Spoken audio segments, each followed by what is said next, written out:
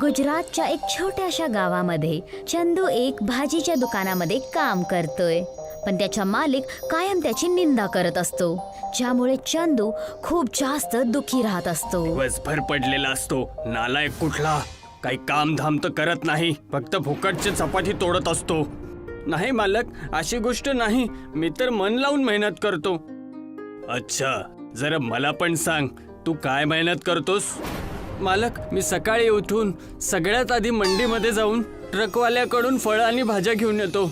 मग गोदाममध्ये त्या भाज्यांना साफ करतो आणि आपल्या आपल्या जागेवरती ठेवायला लागतो. त्याच्यानंतर मी ठेला घेऊन पूर्ण इलाक्यामध्ये भाजी विकायसाठी फिरतो. त्याच्यानं काय होतं, भाजी पण विकली पाहिजे ना. तेच काम तर करतो मालक. जर भाजी नसती विकली गेली तर गाडी कस काय रिकामी झाली असती. काम 2 पैशाचं करत नाही आणि तोंड चालवायला सांगितलं तर कात्रीसारखी चालवतोस. मी तर तुम्हाला तेच सांगितलं जे तुम्ही मला विचारलं. ठीक आहे, जा इथून आणि ठेला सांभाळ, नाही तर जनावरं सगळी भाजी खाऊन घेतील. आणि जर असं झालं ना तर तुला या महिन्याची पगार नाही देणार, समजलं? चंदू काहीच म्हणत नाही आणि गपचूप तिथून निघून जातो. चंदू आपला ठेला घेतो आणि नाश्ता न करता भाज्या विकण्यासाठी निघतो. भाजी घ्या, भाजी, ताजी ताजी भाजी घ्या. ममता आणि सुनीता दोघी एक एक पिशवी घेऊन चंदूकडून भाजी घेण्यासाठी घरातून खाली उतरतात. नमस्ते दीदी, कशा आहात तुम्ही? मी बरी आहे चंदू, तू कसा आहेस? आता काय सांगू दीदी, मालक प्रत्येक गोष्टीवरती रागवतात. मी तर इमानदारीने माझं काम करतो, माझे सगळे पैसे मालकाला देऊन टाकतो, पण मालकाला माझ्यावर विश्वासच नाहीये. तेव्हा मागूनच त्याचा मालक येतो आणि तो चंदूचं बोलणं ऐकतो. अच्छा, आता तू लोकांना माझ्याबद्दल वाईट पण सांगतोय. एक तर मी तुझ्यासारख्या अनपढ गवारला माझ्याकडे कामावर ठेवलो आणि त्यात तू माझ्याच पूर्ण गावामध्ये चुगली करत फिरतोय. नाही मालक, मी तुमची चुगली नव्हतो करत मालक. अच्छा, आता तू माझ्या समोर खोटं बोलायला लागलायस. मी माझ्या कानाने ऐकलंय की तू काय बोलत होता माझ्याबद्दल. जर समोर ही हालत आहे तर माझ्या मागे काय करत असशील तू? आजपासून तू माझ्या घरी नाही यायचं आणि माझा हा ठेला गोदाममध्ये जमा करून टाक. पण मालक, मी पूर्ण महिना काम केलंय, मला माझा पगार तरी द्या. पगारच्या बदल्यामध्ये हा ठेला तू तुलाच ठेवून घे. मला नाही पाहिजे तुझा हा मनूस ठेला आणि तुला काही पगार पण नाही देणार. मालिक तिथून निघून जातो आणि चंदू कामातून निघाल्यामुळे तिथं रडू लागतो. अरे तू का रडत आहेस चंदू? तुझ्या मालकाने तुला कामातून काढलं तर काय झालं? तू स्वतःचं काही तर सुरू कर. तसं पण कुणा दुसऱ्याच्या भरोश्यावर किती दिवस जगणार रे? ममताचं बोलणं ऐकून चंदूचा आत्मविश्वास वाढतय. तो ठेल्यामध्ये ठेवलेली सगळी भाजी विकतो आणि ते विकून जमा झालेले पैसे पुढच्या दिवस परत नवीन भाजी घेण्याचं विचार करतो. काम तर मी करून घेईल, पण राहणार कुठं मी?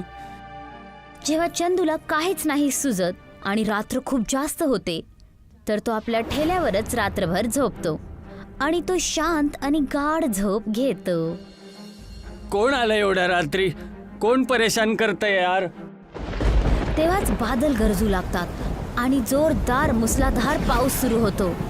चंदूला लपण्यासाठी काहीच भेटत नाही आणि म्हणून तो ठेल्याच्या खाली जाऊन बसतो. रस्त्यावरची सगळी कुत्री एका दुकान जवळ जाऊन बसतात, पण दुकानवाला त्यांना तिथून पळवून लावतो. हे सगळं चंदू ठेल्याच्या खाली बसून पाहत असतो आणि तो त्या कुत्र्यांना आपल्या ठेल्याच्या खाली घेऊन येतो. ये टॉमी, माझ्यासोबत चल माझ्या ठेल्याच्या खाली. बारिश थांबेपर्यंत तुम्ही तिथे थांबू शकता. सगळी कुत्री चंदूच्या ठेल्याच्या खाली येतात. चंदू बघतो एक आजारी म्हातारा कुत्रा थंडीनं कापत असतो. तो आपला गमछा काढतो आणि त्या कुत्र्यावर पगळतो. तो आजारी कुत्र कृतज्ञ डोळ्यांनी चंदूकडे बघतो. तेव्हा बिजली कडकते आणि भैरव देवता प्रकट होतात. तू खूपच दयावान आहे. तुझ्याकडे स्वतःला राहण्यासाठी घर नाहीये, पण तरी पण तुझ्यामध्ये या बेसहारांना सहारा देण्याची हिंमत ठेवतो. हे ईश्वर, हे विचारे तर बोलू नाही शकत, पण मी तर माणूस आहे. मला समजलं की यांना पण पावसापासून वाचण्यासाठी काही छत पाहिजे. त्यामुळेच मी यांना माझ्या ठेल्याच्या खाली सहारा दिला. कुत्र माझं वाहन आहे आणि वफादार सुद्धा. तू माझ्या वाहनाची सहायता केलीये. सांग तुला काय हवंय. हे प्रभू, मी एक गरीब माणूस आहे. भाजी विकून माझा परिवार पाळतो. माझ्याकडे जगण्यासाठी खूप आहे, फक्त रात्र काढण्यासाठी घर नाहीये. ज्या ठेल्यावरती तू दुसऱ्यांना सहारा दिलास, तोच ठेला तुला आता सहारा देईल. आजपासून हा ठेला रात्री एका आलिशान घरामध्ये बदलून जाईल, ज्यामध्ये जीवन जगण्याची सगळी सुखसुविधा असतील. तुमचा खूप खूप धन्यवाद प्रभू. मी यासाठी तुमचा नेहमी आभारी राहील. चंदूला वरदान दिल्यानंतर भैरव देवता अदृश्य होऊन जातात आणि चंदूचा ठेला एक आलिशान जादुई घरामध्ये तब्दील होतो. चंदू सगळ्या कुत्र्यांना घेऊन त्या घराच्या आत जातो आणि तिथे ठेवलेल्या चपात्या सगळ्या कुत्र्यांना खायला देतो. हे घ्या, चपाती खाऊन घ्या. सगळे कुत्रे खूप आनंदात त्या चपात्या खातात आणि आता चंदू तिथे ठेवलेलं जेवण जेवायला लागतो आणि मग तिथे झोपायला जातो. दुसऱ्या दिवशी जेव्हा चंदूच्या मालकाला ही गोष्ट कळते की चंदूचा ठेला एक जादुई घरामध्ये बदलला आहे, तर तो काही गुंड्यांना घेऊन चंदूचा ठेला घेण्यासाठी जातो. चांगलं झालं तू इथेच भेटलास मला. तुम्ही तर मला कामावून काढून टाकलं होतं ना, आता मला का शोधताय? तुझ्याकडे जो माझा ठेला होता तो मला वापस करून टाक. तो ठेला आता तुमचा नाहीये, तो माझा ठेला आहे. आणि तसं पण तुम्ही मला माझा पगार नव्हता दिला. चुपचाप मला तो ठेला वापस दे, नाहीतर तुझी खैर नाहीये. बघतोय ना माझ्या माणसांना, हे तुझी हड्डी पसली तोडून टाकतील. तुम्हाला जे काय करायचं ते करा, मी ठेला तर वापस करणार नाही. मालिक आपल्या गुंड्यांना चंदूला मारण्यासाठी इशारा करतो. मालिकचा आदेश बघून सगळे गुंडे चंदूला मारण्यासाठी काठी घेऊन पुढे येतात. त्यातला एक गुंडा चंदूला काठी मारतो. हे लोक तुम्ही ठीक नाही करत आहेत, ह्याची शिक्षा तुम्हाला जरूर मिळेल. ते गुंडे चंदूचं अजिबात ऐकत नाहीत आणि त्याला मारायला सुरू करतात. तेव्हाच ती कुत्री ज्यांना चंदूने आपल्या ठेल्याच्या खाली शरण दिली होती, ते हे सगळं बघतात आणि जोर जोरात भोकायला सुरू करतात. सगळे गुंडे जेव्हा चंदूला मारायचं बंद नाही करत, तर ती कुत्री पळत पळत त्यांच्याकडे येतात. कुत्री त्या गुंड्यांच्या पायावर आपल्या दातांनी चावतात. माझा पाय वाचवा, वाचवा. कुत्र्यांच्या चावण्यामुळे सगळे गुंडे आणि तो मालिक तिथून पळून जातात. मी विचार करत होतो माझं या शहरामध्ये कोणी नाहीये, पण माझे खरे मित्र ते तुम्ही लोक आहात. आजपासून तुम्ही नेहमी माझ्यासोबत राहणार. पुढच्या दिवशी घर गायब होऊन परत एक ठेला बनून जातो आणि चंदू आता आपल्या त्या जादुई ठेल्यावर भाज्या विकण्यासाठी गाव फिरतो. एकदा रामपूर नावाचं गाव होतं. तिथे किशन त्याची मुलगी नीता बरोबर राहत होता. किशनचे दोन्ही पाय अधू असतात. त्याच्याकडे त्याचं स्वतःचं घरही नसतं. एका झाडाच्या खाली तंबू ठोकून त्याच्यातच इस्त्री करून ते जीवन जगत होते. एके दिवशी खूप जोरात पाऊस येतो आणि त्यांचा तंबू उडून जातो आणि मग बाबा, सगळे कपडे ओले झालेत आणि आपल्या डोक्यावरचं छत सुद्धा उडून गेलंय. आता आपण काय करायचं? बाळा, तू रडू नकोस, सगळं काही ठीक होईल. धीर धर. ज्याच्या नशिबात जितकं दुःख लिहिलेलं असतं त्यालाच भोगावं लागतं, आणि जर त्याच्या नशिबात सुख लिहिलेलं असेल तर ते त्याला मिळतंच. आणि शांत हो, हे कपडे देऊन ये आणि पैसे सुद्धा घेऊन ये, नाहीतर आज सुद्धा उपाशी झोपावं लागेल. नीता ओले कपडे घेऊन जाते. लोकांना त्यांचे कपडे देऊन त्यांच्याकडे त्याचे पैसे मागते, पण कुणीही तिला पैसे देत नाही. सगळे तिला हाकलवून लावतात. नीता रडतच पुढे जात असते आणि विचार करत असते, कुणीच पैसे दिले नाहीत. आता तर फक्त माही मॅडमचे कपडे राहिले आहेत. कदाचित ती मला कपडे घेतल्यानंतर पैसे देईल. नीताच्या शेजारीच एक माही नावाची बाई राहत असते. रोज त्याच्याकडून ती कपडे इस्त्री करून घेत असते आणि कधीच वेळेवर पैसे देत नसते. नीता तिच्याकडे कपडे घेऊन जाते. माही नीताच्या अंगावर कपडे फेकून म्हणते की, घेऊन जा हे कपडे आणि परत धुवून वाळवून इस्त्री करून आण. मॅडम, थोडेसे पैसे दिले असते तर. एकतर सगळे कपडे ओले केलेस तू आणि वरून तुला पैसे सुद्धा हवे आहेत. जा इथून, काहीही मिळणार नाहीये तुला. नीता रडत रडत जंगलात जाते. तिथे ती नदीच्या किनारी बसून रडायला लागते आणि म्हणते की, आता मी काय करू? कोणीच मला पैसे दिले नाहीत. घरात सुद्धा खायला काही नाहीये. आता मी बाबांना काय सांगू? अरे देवा, आता तूच मदत कर आमची. नीता काही वेळ तिथेच बसून राहते आणि तिथल्याच वाळूने एक घर बनवते आणि म्हणते, देवाने खरं घर तर मला कधी दिलंच नाही, निदान वाळूचं घर तरी मी बनवते. तेवढ्यात नीताची नजर नदीच्या बाहेर एका माशावर पडते. मासा तडफडत असतो. नीता त्याला उचलून पुन्हा पाण्यात सोडते. तेवढ्यात एक प्रकाश तिथे चमकतो आणि समोर परी येऊन उभी राहते. बाळा, तू माझी मदत करून मला शापातून मुक्त केलं आहेस. मी एक परी होते. एका शापामुळे मासा बनले होते. मी तुला काही देऊ इच्छिते. तुला जर काही हवं असेल तर तू माझ्याकडे ते माग. सांग, तुला काय हवं आहे? माझ्याकडे घर नाहीये. मला एक घर हवंय. परीने नीताला वाळूचं घर बनवताना पाहिलेलं असतं.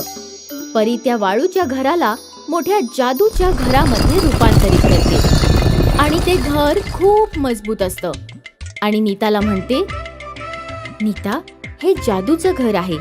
तू ह्याच्याकडे जे मागशील ते सगळं तुला मिळेल. आणि हे आकाशात उडूही शकतं. ह्यात ठेवलेलं सगळं सामान जादूचं होईल.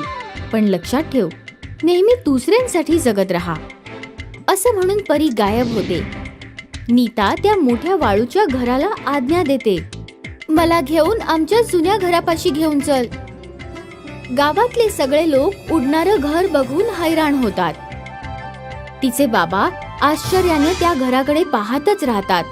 त्यातून तेवढ्यात नीता बाहेर येते.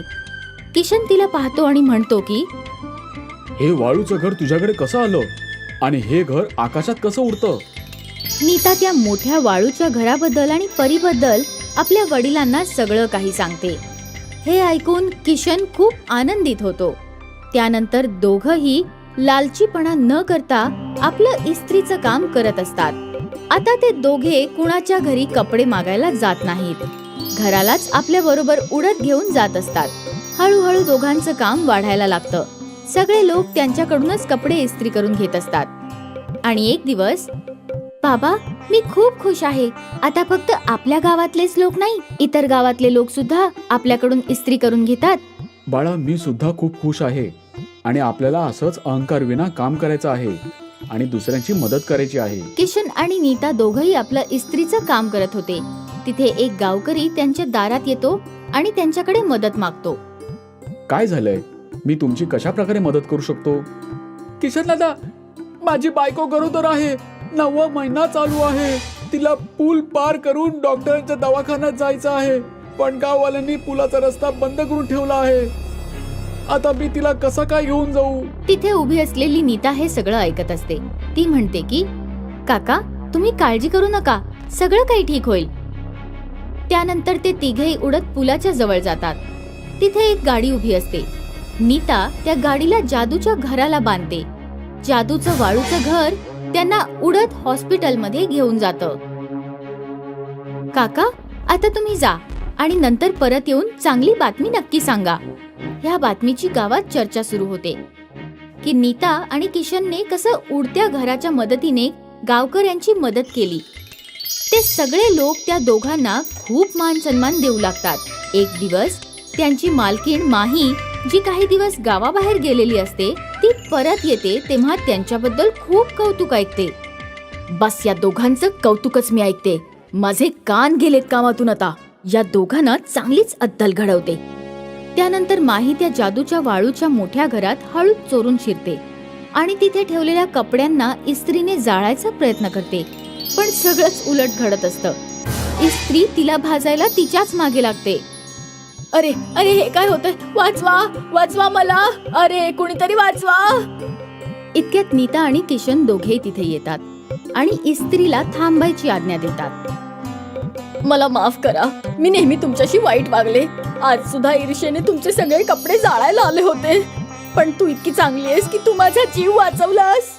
मालकीण, तुम्हाला तुमची चूक कळली हेच खूप मोठं आहे. आपण नेहमी दुसऱ्यांची मदत केली पाहिजे, त्यांना त्रास नाही द्यायला पाहिजे. तसाही माझे बाबा असं म्हणतात, आपल्या नशिबातलं सुख आपल्याला मिळाल्याशिवाय राहत नाही, ते कोणीच हिरावून घेऊ शकत नाही. दोघही बाप लेक एकमेकांना प्रेमानं जवळ घेतात आणि अशाच प्रकारे लालचीपणा न करता दुसऱ्यांची मदत करत असतात आणि त्या वाळूच्या मोठ्या जादूच्या घरात आनंदाने राहू लागतात. एकदा रामपूर नावाचं गाव होतं. तिथे किशन त्याची मुलगी नीता बरोबर राहत होता. किशनचे दोन्ही पाय अधू असतात. त्याच्याकडे त्याचं स्वतःचं घरही नसतं. एका झाडाच्या खाली तंबू ठोकून त्याच्यातच इस्त्री करून ते जीवन जगत होते. एके दिवशी खूप जोरात पाऊस येतो आणि त्यांचा तंबू उडून जातो आणि मग बाबा सगळे कपडे ओले झालेत आणि आपल्या डोक्यावरचं छत सुद्धा उडून गेलंय. आता आपण काय करायचं? बाळा, तू रडू नकोस. सगळं काही ठीक होईल. धीर धर. ज्याच्या नशिबात जितकं दुःख लिहिलेलं असतं त्यालाच भोगावं लागतं आणि जर त्याच्या नशिबात सुख लिहिलेलं असेल तर ते त्याला मिळतंच. आणि शांत हो. हे कपडे देऊन ये आणि पैसे सुद्धा घेऊन ये, नाहीतर आज सुद्धा उपाशी झोपावं लागेल. नीता ओले कपडे घेऊन जाते. लोकांना त्यांचे कपडे देऊन त्यांच्याकडे त्याचे पैसे मागते, पण कुणीही तिला पैसे देत नाही. सगळे तिला हाकलवून लावतात. नीता रडतच पुढे जात असते आणि विचार करत असते, कुणीच पैसे दिले नाहीत. आता तर फक्त माही मॅडमचे कपडे राहिले आहेत. कदाचित ती मला कपडे घेतल्यानंतर पैसे देईल. नीताच्या शेजारीच एक माही नावाची बाई राहत असते. रोज त्याच्याकडून ती कपडे इस्त्री करून घेत असते आणि कधीच वेळेवर पैसे देत नसते. नीता तिच्याकडे कपडे घेऊन जाते. माही नीताच्या अंगावर कपडे फेकून म्हणते की घेऊन जा हे कपडे आणि परत धुवून वाळून इस्त्री करून आण. मॅडम, थोडेसे पैसे दिले असते तर. एकतर सगळे कपडे ओले केलेस तू आणि वरून तुला पैसे सुद्धा हवे आहेत. जा इथून, काहीही मिळणार नाहीये तुला. नीता रडत रडत जंगलात जाते. तिथे ती नदीच्या किनारी बसून रडायला लागते आणि म्हणते की आता मी काय करू? कोणीच मला पैसे दिले नाहीत. घरात सुद्धा खायला काही नाहीये. आता मी बाबांना काय सांगू? अरे देवा, आता तूच मदत कर आमची. नीता काही वेळ तिथेच बसून राहते आणि तिथल्याच वाळूने एक घर बनवते आणि म्हणते, देवाने खरं घर तर मला कधी दिलंच नाही, निदान वाळूचं घर तरी मी बनवते. तेवढ्यात नीताची नजर नदीच्या बाहेर एका माशावर पडते. मासा तडफडत असतो. नीता त्याला उचलून पुन्हा पाण्यात सोडते.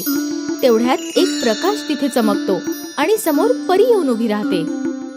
बाळा, तू माझी मदत करून मला शापातून मुक्त केलं आहेस. मी एक परी होते. एका शापामुळे मासा बनले होते. मी तुला काही देऊ इच्छिते. तुला जर काही हवं असेल तर तू माझ्याकडे ते माग. सांग, तुला काय हवं आहे? माझ्याकडे घर नाहीये. मला एक घर हवंय. परीने नीताला वाळूचं घर बनवताना पाहिलेलं असतं. परी त्या वाळूच्या घराला मोठ्या जादूच्या घरामध्ये रूपांतरित करते आणि ते घर खूप मजबूत असतं आणि नीताला म्हणते, नीता, हे जादूचं घर आहे. तू ह्याच्याकडे जे मागशील ते सगळं तुला मिळेल आणि हे आकाशात उडूही शकतं. ह्यात ठेवलेलं सगळं सामान जादूचं होईल. पण लक्षात ठेव, नेहमी दुसऱ्यांसाठी जगत राहा. असं म्हणून परी गायब होते. नीता त्या मोठ्या वाळूच्या घराला आज्ञा देते, मला घेऊन आमच्या जुन्या घरापाशी घेऊन चल. गावातले सगळे लोक उडणारं घर बघून हैराण होतात. तिचे बाबा आश्चर्याने त्या घराकडे पाहतच राहतात. त्यातून तेवढ्यात नीता बाहेर येते. किशन तिला पाहतो आणि म्हणतो की हे वाळूचं घर तुझ्याकडे कसं आलं आणि हे घर आकाशात कसं उडतं? नीता त्या मोठ्या वाळूच्या घराबद्दल आणि परीबद्दल आपल्या वडिलांना सगळं काही सांगते. हे ऐकून किशन खूप आनंदित होतो. त्यानंतर दोघंही लालचीपणा न करता आपलं इस्त्रीचं काम करत असतात. आता ते दोघे कुणाच्या घरी कपडे मागायला जात नाहीत.